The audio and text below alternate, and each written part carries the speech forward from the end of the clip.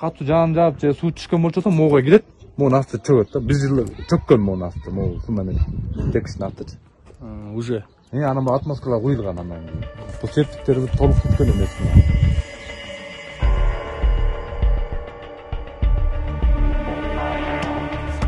Мынакей бул зданиянын ортосу деформация деп коет, могу жердичи. Жок, жарылган да.